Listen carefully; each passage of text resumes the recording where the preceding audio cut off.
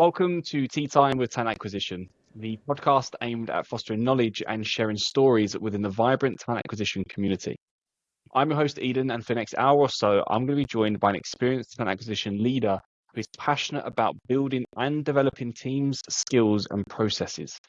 By using talent intelligence and data, he and his team have managed to build sustainable and scaling acquisition strategies across employer branding, sourcing operations, and recruitment.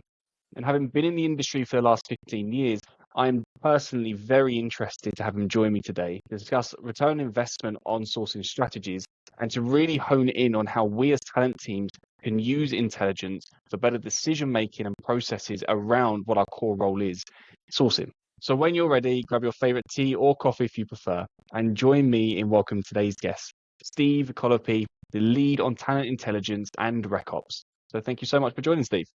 Thank you. Thank you so much for having me.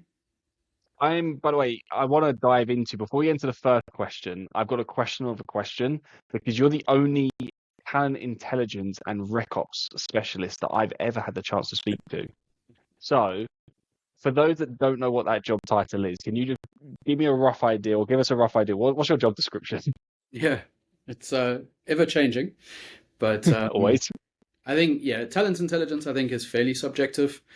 Ultimately, I look at it personally as an evolution of sourcing. So if you consider a traditional sourcing role, our ability to seek out and identify talent and engage with them, bolting in a couple of extra steps is what I think talent intelligence is. So how do we map markets to better identify where key talent is? And apart from that, competitor analysis to really understand if we're trying to attract talent from specific companies because we understand that their products or their platforms are more similar to ours, how do we engage with them the right way? So there's a lot of A/B testing on outreach messaging. There's a lot of A/B testing on approach strategies in general. And the RecOps side, talent operations, recruitment operations, really just focused on the optimization of the process that we run as a team to ensure that we deliver the best candidate experience we can do. And of course, internally, hiring manager experience to make sure that those people are satisfied that we are doing the role that we're meant to do. And that is to ease, capacity issues and introduce new people to the company that hit the ground running. So in a nutshell, specialist on the sourcing side, specialist on the data side, specialist on the process side. So we're in good hands. That's why I just want to make sure, because someone's going to listen to a job title and go, I wonder what that is. Because it was the first time when I read it, I was thinking, I wonder what that is. Before we go into the topic of this, and your title is the juice worth the squeeze, which is the most elusive title to what we're going to talk about. But it is still. I wanted to put it there because we spoke about it, and it is right. It's about how do you get the most out of your recruitment effort, your strategy, your sourcing. And before we get into that, you now get the question that everyone gets. So what makes a high-performing recruitment team, in your opinion? Are you solving your business challenges by acquiring the best talent as fast as possible, in the most humane way as possible, and giving the best experience all around? So if you can answer yes categorically, you're in a high-performing recruitment team. Yes. So sourcing is going to obviously fill into that. The platforms we're going to use are going to fill into that. So when we talk about is the juice worth the squeeze, there's a lot of avenues that I want to discuss with you, and it's understanding. You obviously use your personal experiences in your teams. Because I want to understand how do we identify platforms that work best for us, when they're working well, why they're working well, and then also when they're not working, and how do we pivot around that? Because I think a lot of the times you ask recruiters, "Hey, what do you use?" "Oh, we've got a career site." "Oh, we use LinkedIn." And if you're in Germany, sometimes you might go onto Zing if you can be bothered, right? Yeah. But there's way more out there. There's so much that we could be working on. So what types of platforms have you and your team been using to kind of drive recruitment efforts as of late? LinkedIn obviously is the monopoly, right? But LinkedIn is a monopoly for a reason. I think they offer a lot of great services. And if you build good relationships with your success managers and your account directors, they really do help you a lot. You have an account director? Yes. Yeah, we don't. Yeah, I had this came up the other day. Actually, it came up on the podcast. Um, LinkedIn can feel like just forget the little people. You know, we're a smaller company. We have smaller licenses, but we still spend tens of thousands with them. But they kind of just move us from one account manager to another, and then the latest one, as of 6 months ago, just doesn't respond to whatever we request. And we're like, we're trying to buy things from you. Like, we want to buy something. Can you respond to us, please? And no, sorry, just to chime in, just in case someone else is in that same position. Get that. You're not alone. I mean, I Yeah, guess it's like frustration. anywhere, right? Like you have great people and people who maybe are developing, but certainly for us, we've been very consistent. We've been very lucky. So in the last 4 years, we've had the same two people, one sort of success director and one account director. But I mean, we've got an enterprise level account. So I guess Mm, the cap is based on what you spend or what products you use. probably. Yeah. But yeah, so LinkedIn, we've been experimenting a lot with Slack and Discord channels because I think Hmm. those are two very popular sort of messaging platforms that a lot of people are in. You can also form communities on both of those, as I'm sure you know. So using that, working a lot with our employer branding team. So a lot of the content that we post on our LinkedIn community pages, we also post in specific job groups. So if we're targeting Java engineers, finding the more interactive Java groups in both of those platforms.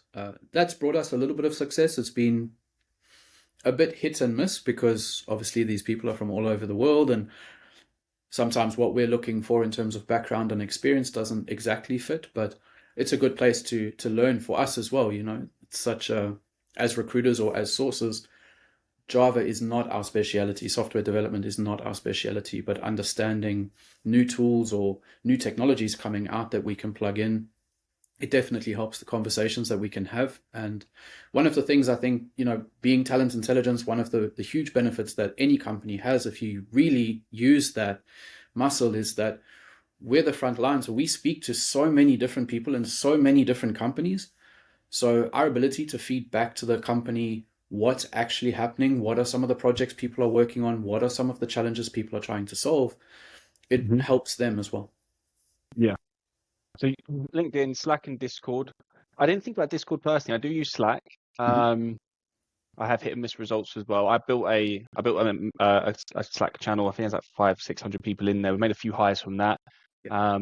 But that's mostly like around mentoring and coaching. It wasn't really for hiring. It was just as and when things come up.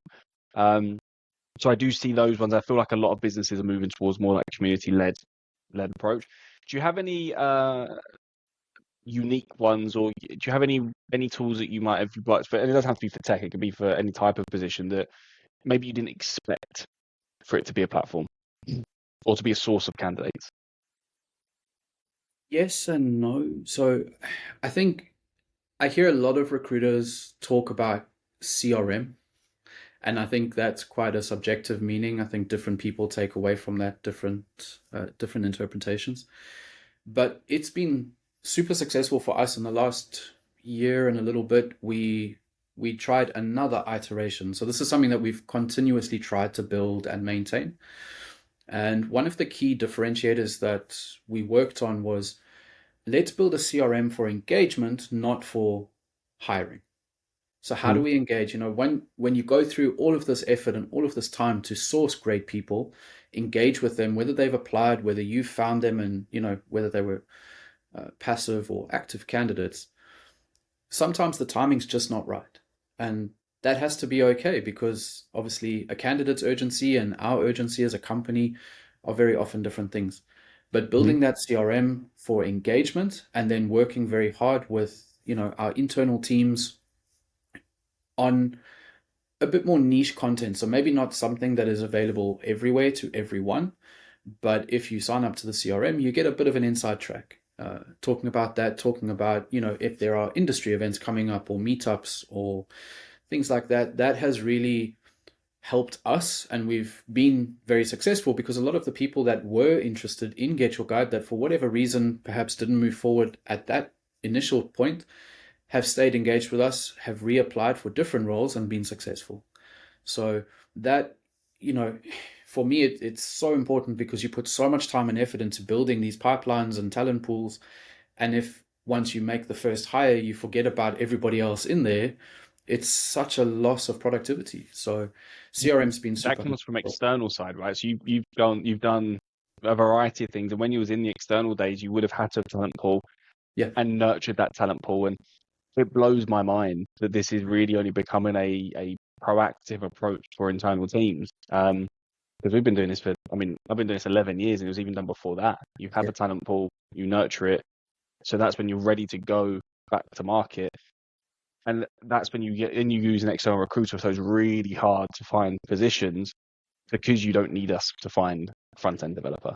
If anyone does want me for a front end developer, I'm available. But not yeah. so, that's But I think like one of the things that I realized a little while ago, I think is, nurturing talent pools can be done in a lot of different ways. Mm, And I think that's the change that's necessary for a lot of companies. It's not just like whether you're an external agency or whether you're an internal team. Hey, how are you? Just checking in. Those kinds of conversations are conversations that a lot of candidates don't have a lot of time for anymore yeah. because of that availability of resource for job platforms where they can apply for anything whenever they want to, as soon as they're on the market. I think that nurturing and maintenance of a talent pool needs to be automated as much as you can, but it needs to add a sense of value that they Mhm. wouldn't get without being a part of it. So just the check-in of, hey, how are you? If you've had a long relationship, how's the family or something like that. Yeah. It's obviously the personal touch, which you can do with a select few candidates, but definitely not with all of them.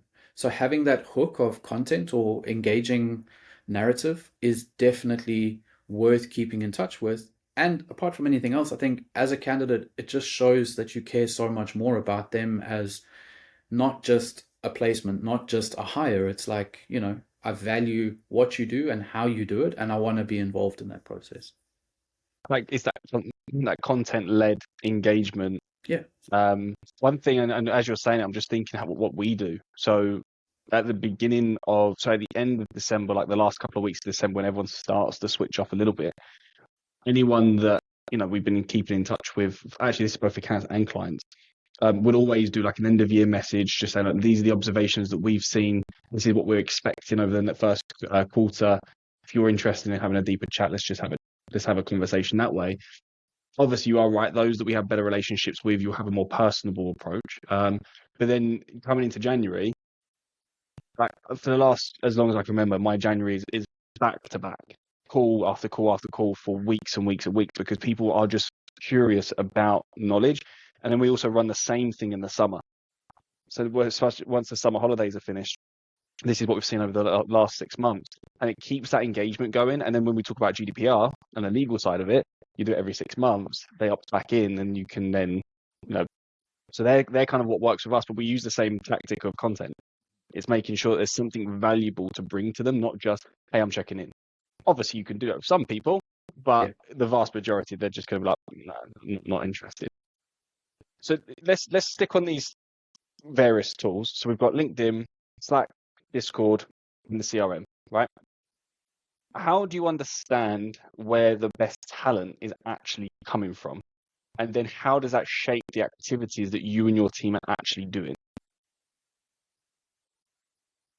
Conversion rates for me is the magic sauce. You spend a lot of time. So if there's a way that you can calculate how much time or how much effort goes into what you're doing on these different platforms, you would measure the results of that by conversion. So if I outreach to 100 people on LinkedIn, how many of those people respond to me in total? Mhm.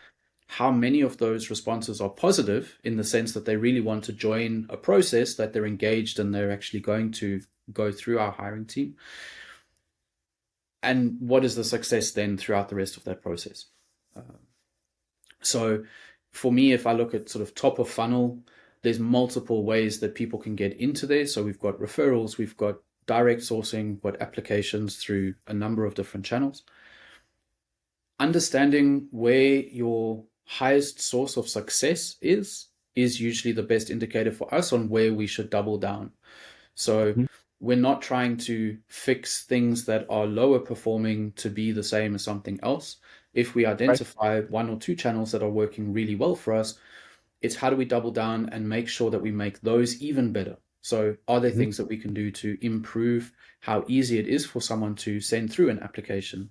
Is that application experience as optimal as it can be?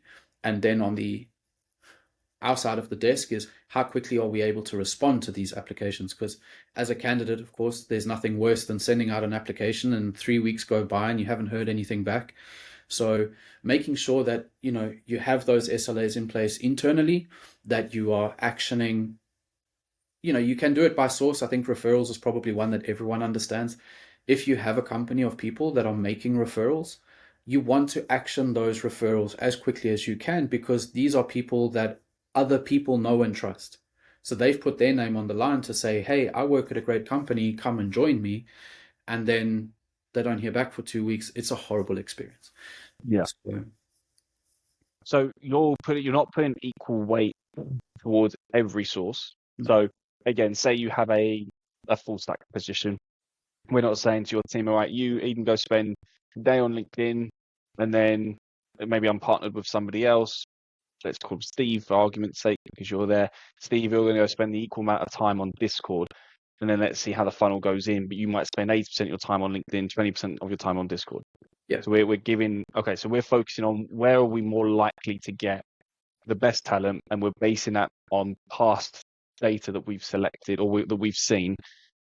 Does it change on positions then? So do you find, and I'm saying LinkedIn obviously is probably the source that majority of people using, and mostly for most roles, but do you find that you will come across a role like maybe an account manager or a sales leader, where actually LinkedIn isn't the best source? It might be insert whatever tool you want to here, and then you'll kind of 100%. switch it depending on that. Yeah. I think what I found in my experience is that the more niche a position is, the more likely your success in a group of those people. Because if it's a niche role, they're getting 5-10 messages a day on LinkedIn saying, hey, we've got the best job for you. If every job's the best job, no one is. Yeah. So a lot of them just don't even engage back. Yeah. But if they have a group for those specialists, and you're respectful on entry into that group, and you ask for permission to whoever that admin is to post a job ad, or at least mention your company and that you may be hiring. A lot of the time, if you approach it the right way, so that they know you're not just going to go in there and spam them with like 1,000 jobs, Yeah. they're usually okay with it, because they want their community to thrive and they want their community to grow. So doing that with niche roles, that has to be a slightly more proactive approach in finding the right groups and the right niches. Whereas if it is a more mainstream, I hope I don't offend anyone by saying that, but if it's a more mainstream role like a full stack engineer, obviously different companies, different tech stacks, different ways of doing that, but they are generally quite easy to find on LinkedIn, but difficult to engage. And that's one of the things that, I think any TA team will always struggle with. Our problem is not finding talent. Our problem is engaging that talent to the point that they want to now have conversations with us. So what do we have to do as a company to ensure that our outreach is attractive enough to catch their attention, that they will engage back and say, hey, I'm not really looking, but what you're offering sounds cool. Let's chat. Do you think on the internal side you have a much more difficult task than I do on the external side when it comes to engaging with talent? Because I feel like you get one opportunity. If a company doesn't want to work for your company, Yeah. you've lost them. Whereas at least I can say, hey, insert company, get your guide. No. Okay, well, Yeah. let's have an open chat. Let's see. And then even when you're on a call with them, you can still then potentially bring up the conversation. And I've definitely had it and hired off the back of it. It was like, trust me, what you're seeing isn't the full story. You've got to believe me. Who's responsible for doing the tracking element? Is that down to the recruiter who's running that role to come to you as your leader and say, look, this is what I'm seeing, this is what I think we should be doing? Or is it down to you as the leader to say to your recruitment team, this is what we've seen, go and do it? In an ideal world, I'd like to say it's a shared responsibility. If I think it depends on the level of person you're dealing with as well, to a certain degree, but as a lead, you should definitely know where your most successful sources are. If you're leading a team, you want to ensure that you're able to direct their attention and direct what they are doing in the right places. But then as a recruiter or as a sourcer, I would hope that you would be as interested in where you're finding success as much as possible, because then you can say, look, I've got capacity because these sources aren't working. I'm done with that source. So if there's anything else I can do, let's do it. And I think a lot of those sources, you mentioned, and I didn't want to interrupt you, but when we talk about like Slack and Discord, that to me is not really sourcing, because once I've sourced the groups, it's passive because I put in the content, I advertise the job, and then it's just another avenue for them to find our career page. The way we've done it anyway is that we have what I think are great graphics to catch people's attention. And if they click that link, it takes them to our careers page. That obviously gives them a lot more information, because that's where we have our blog site. That's where we have a lot of information about the company. And if they are still interested, then they hit apply through there. But once we've posted that content, at least for, 48 to 72 hours, we don't do anything else in that group unless we're getting tagged with questions and things like that. Obviously, we respond as quickly as we can. But our active sourcing would be either X-ray, if we're trying to find people in Stack Overflow or GitHub or something like that, we would X-ray that through a couple of different browser extensions. And if not that, then direct sourcing in LinkedIn and building talent pools that way. See, I use Slack and Discord differently then. So, Yeah. not necessarily Discord, actually. That's a lie. I've done it once and I didn't like the interface, so I cannot get out. I stuck on Slack. So I join the Slack channels, do posts. Then Yeah. I cross-reference, if it's a niche role, I cross-reference LinkedIn or GitHub or whatever I can find from them to the Slack channel. And if they're in Slack, I can see they're quite active. I message them on that. So I'll do proactive outreach on the Slack channel instead of just posting it. If I feel I can get them quicker there.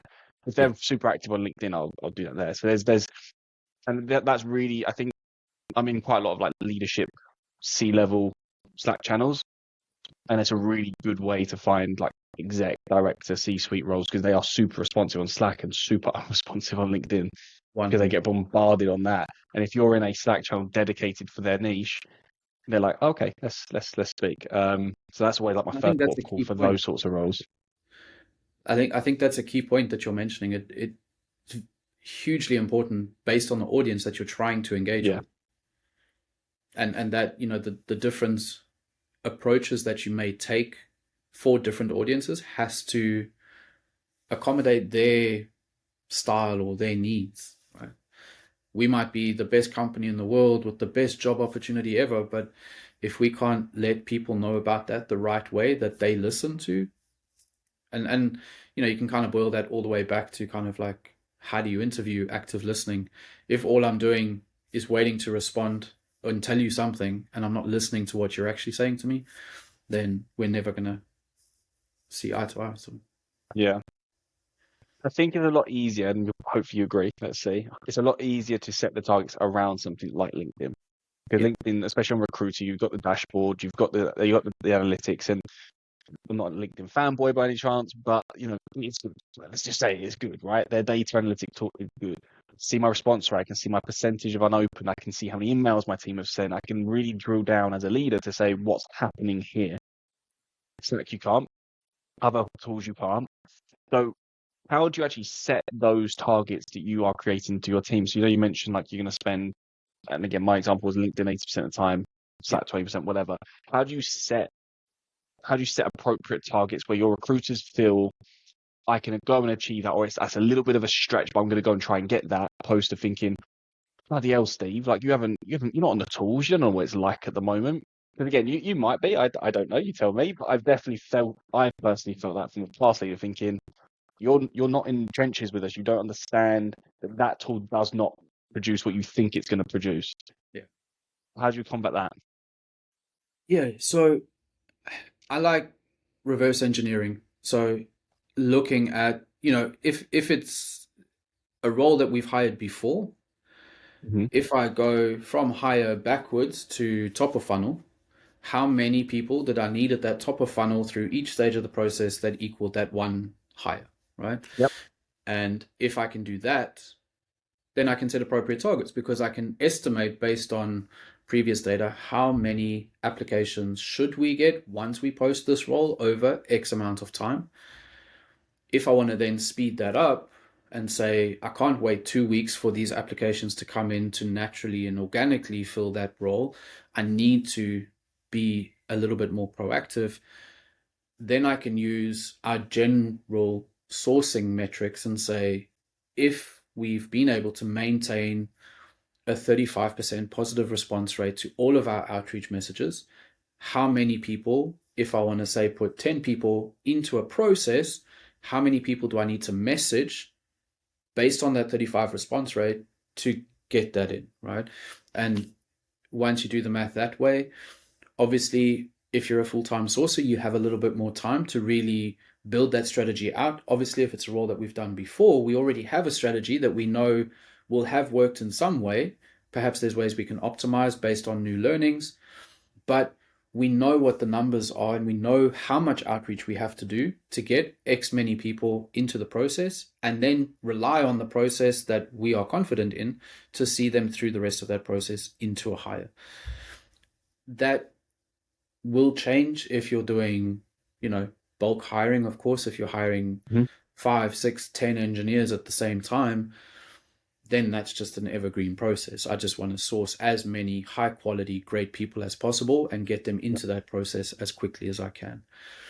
But using the data, I also need to understand, based on talent intelligence, based on who I'm speaking to, where are these people coming from and where do I have the highest likelihood of success, that the time I'm spending, if I'm spending 6 hours a day sourcing, to spend 2 hours a day customizing the outreach messages and making sure that I'm not just spam botting a bunch of people, that 8 hours is very expensive, especially if it's more than one person doing it. So Yeah. doing that and then looking at your previous data, are we getting the best candidates within Europe, external to Europe? If it's external to Europe, where? And what are the accommodations that we have to make? Are there cultural accommodations? Is it a tonality? Is it a style of communication? What do we have to change that we ensure the highest level of success? But that all comes down to understanding what your key conversion rates are in your business, within your hiring teams, because your tech hiring conversion rates are probably going to be different to your marketing conversion rates for different reasons. But we have to be accountable to knowing what they are, where do we normally see bottlenecks or challenges, and how can we accommodate that through being a little bit smarter on how we advertise roles, when we advertise roles, to get that organic application coming in. Where do we use our employer branding to the best of our ability to ensure that more people know about us? And this is something that I think a lot of companies overlook sometimes, is your employer branding is not just to target people and get them to apply when they see that initial thing. Because a lot of people see things and never take any action, but then if a week later they get an outreach message from someone on my team that says, hey, have you ever heard about Get Your Guide? Well, actually, yeah, I have. Yeah. So that makes things a lot easier if you have a great employer branding team, whether it's driving immediate applications or future knowledge of the company, that when you do that outreach, you're likely to be more successful. Expanding your reach is always super important. So whether that's just on just on sourcing, or whether you're attending events and being a representative of your company, of your team, getting your name out there helps your sourcing so much further down the line, because people remember names, and people remember maybe not your name exactly, but they'll remember your logo, or they'll remember your colors or something like that. And that association just, it eases everything, and it just increases your conversion rates all the way through. On that topic, I want to go back 2 seconds. But on that topic, I cannot stress that enough. Like, even like doing this podcast, right? Since doing this, it is way more easier for me to go and talk to talent acquisition specialists in person, especially mostly in Berlin. This is where most of our listeners sit. But even I attend events in London, and they're like, "Oh, you work at Peritus?" because they recognize tea time to Peritus, and they might not know my name. That's totally fine. Even though I do say it at the beginning of every episode now. Thanks, everyone. But it's that association. You're absolutely right, and it breaks down any perceived barrier. There's a lady called Andrea. She works at Contentful, and she helped me with a blog the other week. And she brought it up. She was like, "I've never met you." Like, just heard to me. She was like, "I've never met you, but I've seen your name, and I feel like we're best friends now. And like we've now spoken like 4 or 5 times." And she was like, "Now when you message me, it's like, oh, it's Eden." And it's like, but it's because of the blog. It's because of the Slack channels that I'm in, and it's eventually you get out there. And it works the same way with the employer branding. It's, the more Get Your Guide is there, the more they're emailing me events, the more I might see him on LinkedIn, the more outreach is not now. Eventually something's going to click and go, okay, I'll speak to Steve. Yeah, let's nail that time. I want to backtrack, sorry, because you spilled a lot just then, which was around your reverse engineering, and then you spoke about bottlenecks. So you're taking a particular role, as long as it's not a bulk hire, shall we say, but you're reverse engineering every specific role that's come into your team. If you've got some past experience, you're using that as your starting point, and then maybe utilizing what's happening in the market right now to adjust what your expectations are, but you're using past to help for the future. Fine. If you have no past experience hiring that position and no one in the team has, and I actually use the example of ML Ops at the moment. You might have it in your team, I don't know, but I work with a lot of really small seed companies who they want it, they like the idea of it, they know what it is to some degree, but they have no idea how to hire for it. And it's like trying to teach them, look, that role it's like what DevOps was 8-9 years ago. It's like people want it, but hardly anyone's doing it. So the talent pool is like real good MLOps people in Berlin, 30 people, right? So you've got to be prepared to either pay, go outside of Berlin, and there's all these sorts of things that you coach them on, but that's because I've hired it. Teams obviously don't use me to hire them. So let's say they don't. What happens then? How do you start that process? Exactly like you've just mentioned, right? And that is expectations management. When you kick off that role, having a team of people within talent acquisition that understand that we cannot just find purple squirrels, right? They you want to hire X position, it's vital to your team or vital to the org. That's fine. And we're going to do everything we can to facilitate that. But you have to work with us. So for us, before we would even begin that process at kickoff or an induction meeting, whatever you might call it, we would go prepared with some kind of market mapping. How many roles or how many people do that role in our immediate environment, in a broader European climate, and then rest of world? Can we get any information? Who are our top competitors for this talent? If we have that, how do we compete in terms of salary? Just managing those expectations with your hiring manager that may have never done it but knows they need it, it immediately helps us manage those expectations. And, for us, if we can share more knowledge, if we can do a couple of introduction calls and speak to some of these people, pitch them what we're offering, is immediately share that feedback as well. This is what people in that role, in this market, are feeling about what you want done or what this job is. And that way, we then would use whatever our standard process or standard template is for recruiting, ensuring that we are as optimal as we can be for time and quality. Make sure that everyone in that process is very well briefed. If they have never hired that particular role before, perhaps they're experienced interviewers, but just not for that. Or maybe they're first-time interviewers. So how do we enable them? How do they know what are the best questions to ask? And are we sure that every person in that process has unique questions and is trying to find out something specific? And it's not just going to turn into a coffee chat of, hey, tell me a bit about you.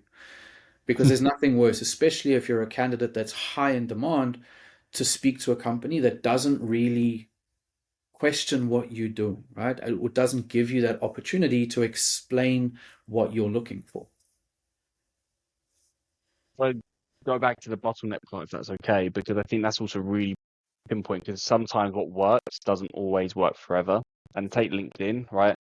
I think now we're in a very fortunate position. It's a very candidate-rich market. Obviously, if what's happening is a shit situation for candidates, let's say how it is.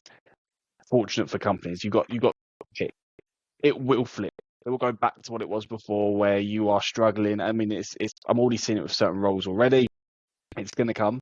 So when a platform is performing well and then it's now underperforming, how are you identifying those bottlenecks? And I feel like there's a perception of what the problem is, and then there's the problem that it really is. So how do you understand what the actual root cause of that problem is? Volume and quality. Is the volume the same, but the quality is reduced, or is the volume less and the quality remained the same? So if it's a volume issue, we need to find out where these people have gone, because they haven't just disappeared. They've just Yeah. gone somewhere else. And we need Mhm. to understand why and where they are so that we can engage with them over there. If it's a quality issue, is it just that there's a lot more people that are perhaps not as experienced? So we have to look a little bit harder. Perhaps we have to change our qualifying criteria. Is it Mhm. years of experience? Is it education? Is it experience of particular projects? But understanding first whether it's volume or quality, that's our key starting point, because we would take a slightly different approach to whichever one of those things it is. And then it's just about constant measurement. So if we make these adjustments, has that changed our outcome? Yes, it has. Perfect. Can we do a little bit more to increase the outcome? Yes, we can. Well, let's do it. Or if we make these changes and nothing changes, then we need to go back to point one. We still haven't solved the problem. Is it volume? Is it quality? No, it's none of those things. Is it our brand name? Is it what we're offering? Is it the job? Is it the pay? Mhm. Let's get on the phone. Let's speak to some people and understand the sentiment. And then, depending on what that is, do we need to go and have a chat with the hiring team about what they're actually asking for? Or do we have to have a chat with our rewards and compensation team and see whether we can get a re-benchmark on a salary set? Or maybe it's a combination of all of that. And then it's let's get a few people in a room at the same time with the problem statement, what our findings are, and let's have one discussion and get it fixed. And what's the frequency of doing this review? For us, we benchmark salaries every year. So we have an amazing team who do that, and I'm sure it's going to give them premature gray hair, but they are exceptionally good at what they do. For market and sort of talent market availability or talent market sentiment, depending on the roles. You know, if we're hiring one MLOps person a year, then we would do it every single time we do a kickoff. Even if we Okay. have the previous data, I mean, things change in a month in TA, right? So understanding the frequency with which we look for these people, but it's also not something that has to happen in exclusive stages. You're going to learn as you do it, and you're going to gain information as you do it. So how do we share that the best way with which audience? And understanding which audience we need to share market information with about what in the market is a key part of understanding our talent intelligence Mhm. in as much as we can. So does this information need to be shared with our C-level because they are pushing for this team, for this product launch or whatever it is? They need to be aware of where potential delays, bottlenecks, or challenges are going to be, but they probably don't need that in as much detail as the person responsible for making the hire. Yeah. So how There, we, there's elements you need to share, yeah, to get your point across, but not wasting people's time with it. Um, but I love the fact that how you're talking, it's always about going into these conversations with the as much knowledge as you can as a recruiter, because I yeah, firmly believe that's where a lot of people go wrong in searches, external and internal. You kind of just go and you take a requirement, you go on. Whereas I see our jobs as we are knowledge holders, like yeah, knowledge storers. That's what we do. We know everything or as much as we can about the markets we're in, the candidates we work with, the hiring managers, and the teams that we support. And then all three of those come together into one, two, three-person teams, whatever. And that's where hires are being made. It's not the salary. This is my own opinion. It's not the salary. It's not the benefits. It's not the project personally. It's the knowledge that you have around everything that makes the hiring process a success or not. Because if you don't understand what someone's triggers are, They might not care about the salary. They might care about something completely different, but you don't know to sell on that without knowing what the trigger is to begin with. Absolutely. And that for me is a key point that I've seen change definitely over the last few years, because everyone's a data user, right? Like everyone's about data, data, data, show me more data. Yeah, people. There's data everywhere about everything, but we're a people function. We have to be Yeah. about people. It's about communication. It's about understanding. So we can use data to inform how we do things, but it should never decide what we do. We can use the data to understand a market, to then investigate it. But it's a prioritization tool, not a black and white data says this, it's not worth it, don't even try. Yeah. No. Like, is your data set correct? Did you use the right variables? Could you have changed something and done it a little bit differently? So you have to have that people element. We're not experts in whatever we're recruiting, unless we're recruiting recruiters. We're not experts in that field, but we are hopefully experts in how we engage with those people, how we begin those conversations, and how we make those introductions. That's where we're specialists.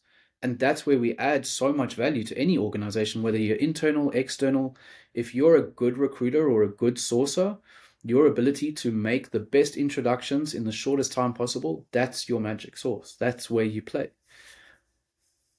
It's what makes a successful recruitment team, linking back to your beginning part. I want to finish off on one final point, which is around the utilization of levers, which Yeah. is what you referred to it as. And it kind of comes onto an element that's maybe an underperforming resource. So when something is underperforming, what are the types of things or the types of levers organizations or talent teams can deploy or do to hopefully increase the return on investment from that platform before you call it, a complete rehaul? Yeah. Yeah. And that's something I think that every team and every organization is going to face at some point. Obviously, understanding, right? Use your data. You have to. Like, it all comes down to your conversion rates. If you see your conversion rates dropping, is it really the platform, or is it how we're using the platform? Right? Because sometimes platforms change, and yeah, there's nothing you can do about the change that they've made. They believe it's best for their product and what they want to do. And maybe that just doesn't fit your use case anymore, in which case maybe you just have to move on. But in other cases, maybe that's not so easy because you have a contract or you have some kind of subscription base to it. You need to understand, and that's where communicating with their product team, or at least with their CSMs, to explain to them, look, you've made these changes, that's a huge problem for us, what can we do about it? Or you just get absolutely brutal. You guys have changed too much for us to keep using you. We need to negotiate an exit strategy here. Get rid of that platform. Don't spend time on things that don't work.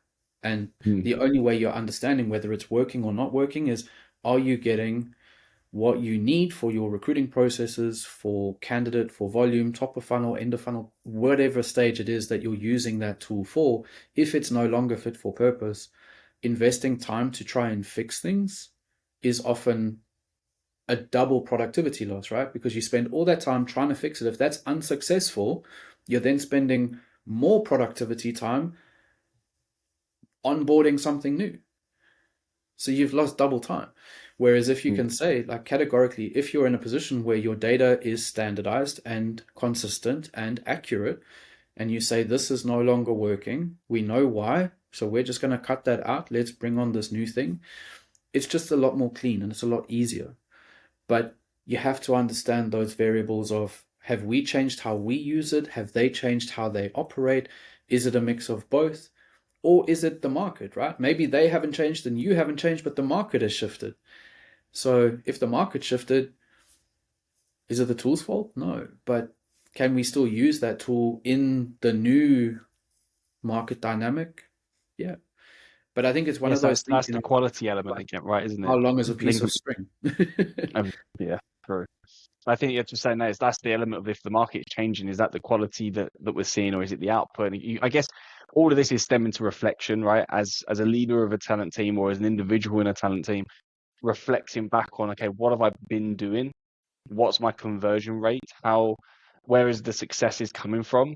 We always look at that part as well. Every hire we make, where did it stem from? Every business that we brought on, where did it stem from? What was the actual initial part that said engagement? Yeah. Because then that's where you because they might engage with you on LinkedIn, but if it's started on that CRM, that's the true element. That's the starting point. That's the bit that the CRM gets accredited, not LinkedIn.